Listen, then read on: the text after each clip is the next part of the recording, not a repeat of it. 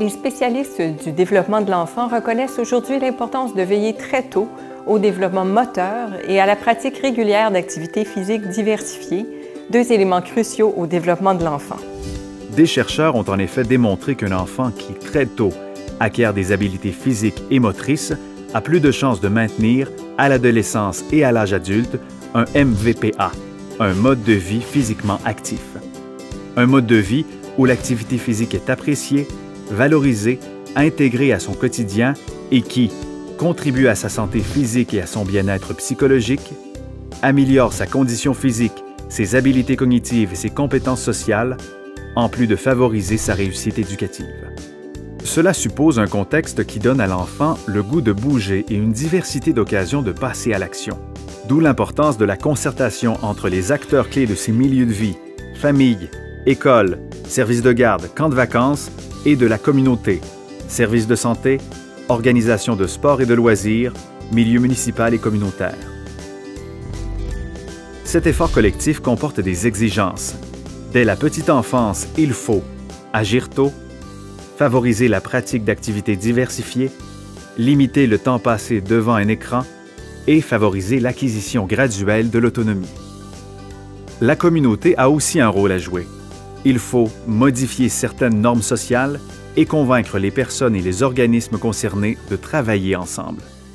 Voyons cela plus en détail.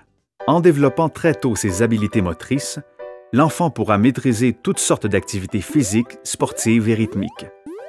Il éprouvera alors du plaisir à bouger, ce qui augmentera ses chances de continuer à être physiquement actif en grandissant. En somme, plus l'enfant maîtrise ses habiletés motrices de base, plus il a de chances d'adopter un MVPA, plus les effets bénéfiques seront importants et durables. Cependant, il faut lui proposer des activités diversifiées et adaptées à ses intérêts et à son niveau d'habileté pour lui donner le goût de bouger. Ainsi, participer à des activités physiques, sportives, rythmiques, récréatives, utilitaires ou de plein air lui permettra de découvrir des activités qu'il appréciera. Il sera alors plus enclin à les intégrer dans son quotidien. Encore faut-il veiller à ce qu'il ait le temps de faire de l'exercice en limitant par exemple les heures passées devant un écran. Le défi n'est pas insurmontable. Dans une récente étude, 92% des enfants interrogés ont dit qu'ils choisiraient de jouer avec des amis plutôt que de regarder la télé. Aller jouer dehors devient donc un choix irrésistible. Plus l'enfant est jeune, plus il a besoin d'encadrement. C'est-à-dire qu'il faut veiller à ce que le cadre dans lequel l'enfant évolue corresponde à ses besoins. Cela ne veut pas dire de lui offrir uniquement des activités organisées, réglementées et supervisées par des adultes. Il faut aussi encourager le jeu libre, car celui-ci est essentiel à son plein développement. En grandissant, il faut permettre à l'enfant de devenir autonome pour qu'il puisse intégrer volontairement des activités physiques à son quotidien. Pour ce faire, il doit apprendre graduellement à se prendre en charge, à jouer seul et à s'organiser.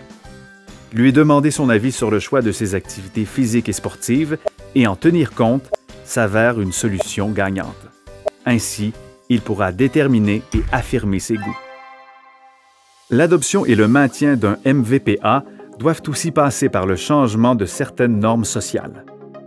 Par exemple, les parents qui ont la perception que les jeux extérieurs ou les déplacements à pied ou à vélo pour aller à l'école, chez des amis ou au parc mettent la sécurité de leur enfant en danger doivent être rassurés. Il faut les informer de la situation réelle et des mesures mises en place dans leur environnement immédiat. Et, par la même occasion, leur démontrer les bienfaits du jeu libre et des déplacements actifs. Si le discours public affirme l'importance de l'activité physique et du sport dans la vie de tous les jours, accompagné par la mise sur pied d'environnements favorables à cet effet, le MVPA deviendra alors la norme, le choix le plus facile à faire. Enfin, le travail concerté de tous les partenaires permettra de donner aux enfants une diversité d'occasions de bouger et de vivre une multitude d'expériences de réussite, de mettre en place des environnements favorables à leur développement global et de maximiser l'utilisation des installations et des équipements disponibles dans la communauté.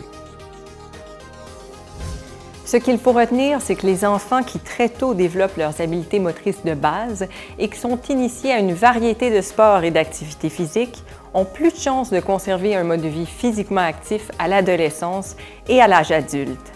La réussite dépend autant des personnes de l'entourage immédiat de l'enfant que des élus et des décideurs du monde municipal, de la santé, du sport, du loisir et de l'éducation, sans oublier le milieu des services de garde à l'enfance et des camps de vacances. L'effort est collectif, le succès aussi.